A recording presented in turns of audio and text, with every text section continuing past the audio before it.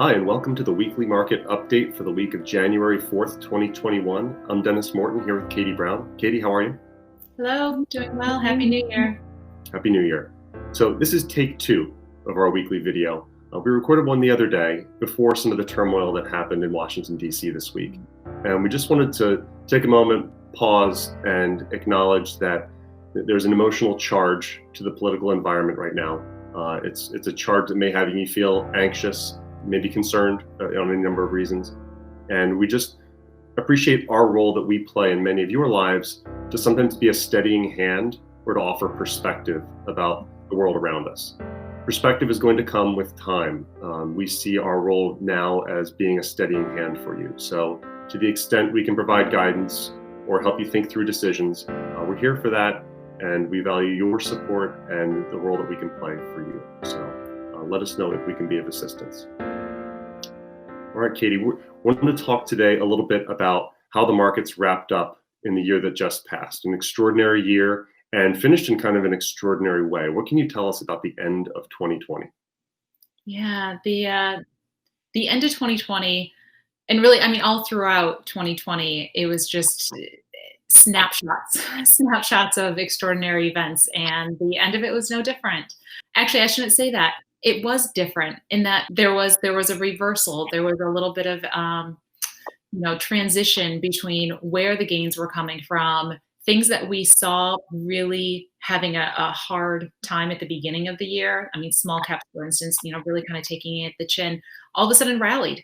And the last 3 months of the year, we saw areas, pockets of the market, for the whole year, the story had been around large cap. And we saw some of those other asset classes really kind of proving their value and pulling out some really strong returns in the last 3 months. Right. I mean, if you look at the pecking order when things ended up the year, the S&P 500 got a lot of the talk, and we had those five stocks that were leading the way most of the year. Mhm. But you had small cap stocks returning 20%. You had the S&P at 18, and here come international stocks, which have been dogs for years, coming in at 16%. So you were rewarded for being diversified because a lot of those different asset classes were doing exactly what they were supposed to do. Some were outperforming at different times.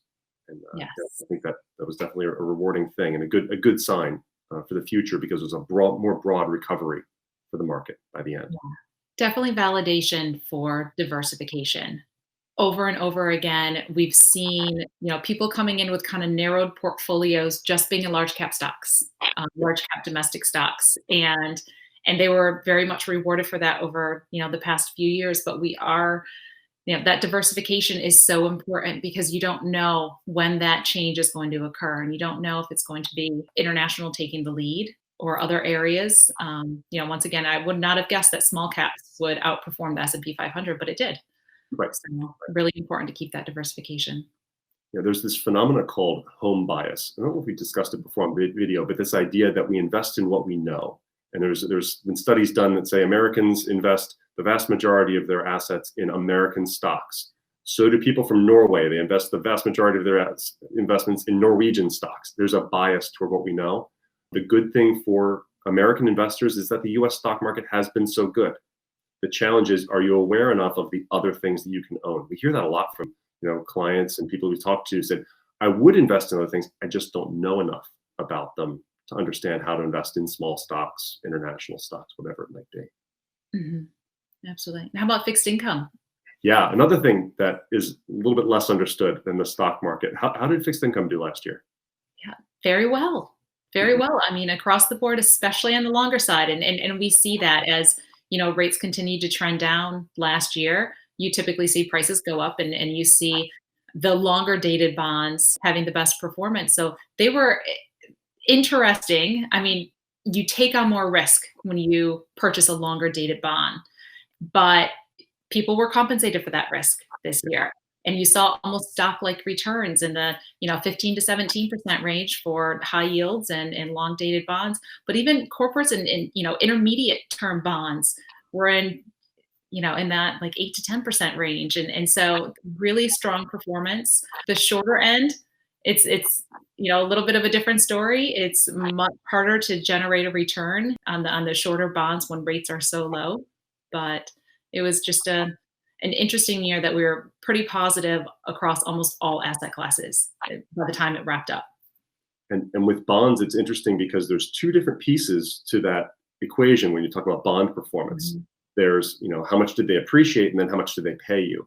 And bonds appreciate when interest rates go down. So we had interest rates go from where they were in January down to zero by February and March.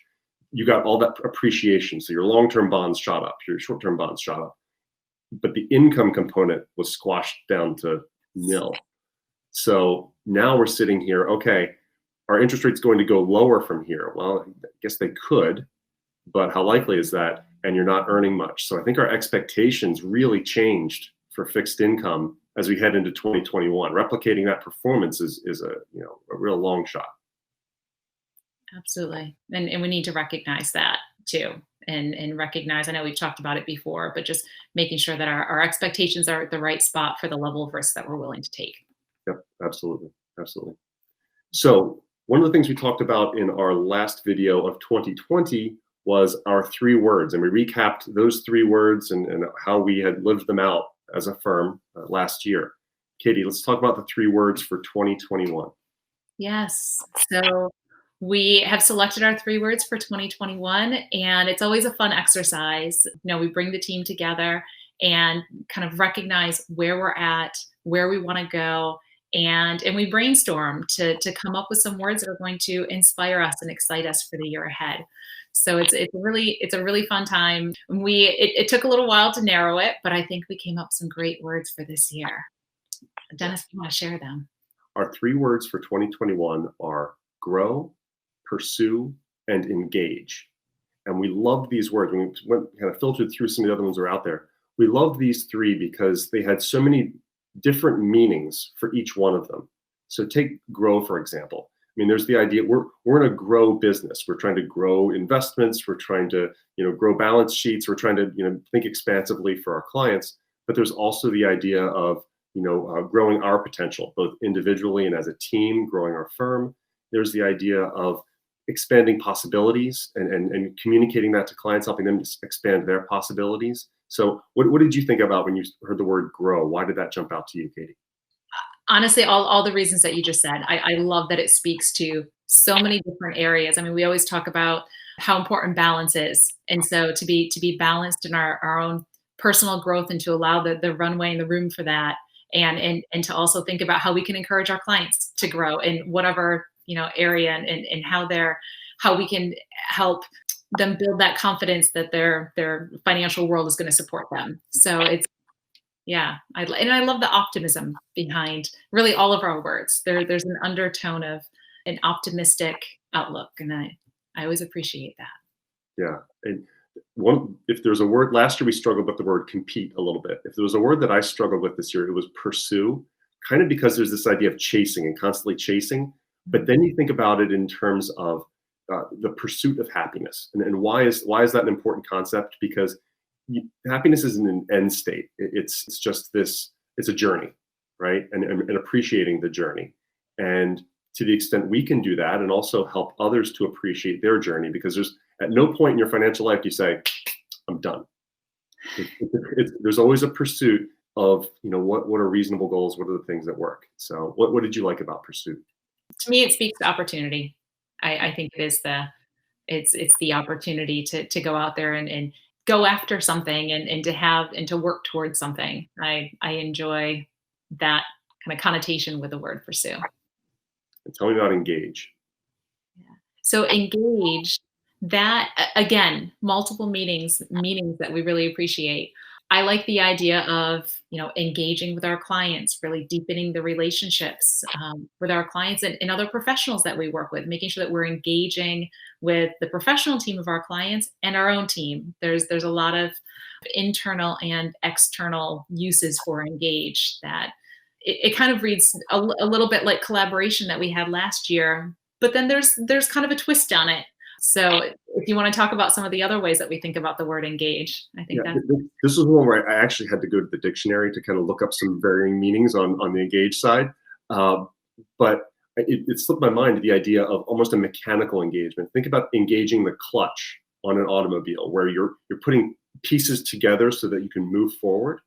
And I love the idea that that's a lot of what financial planning is. It's making all of those pieces coordinated in a way that they can engage and move forward.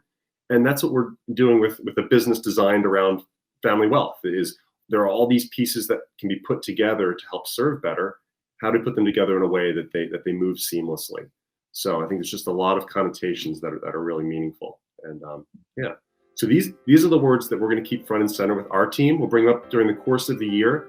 If you have a word or words that define your year, or if this sparks you to think of something, share them with us. We love to collaborate in that way. Think positively about the future. We wish you and your families all the best. Happy New Year, and we look forward to catching up with you in 2021. Happy New Year. Thank you.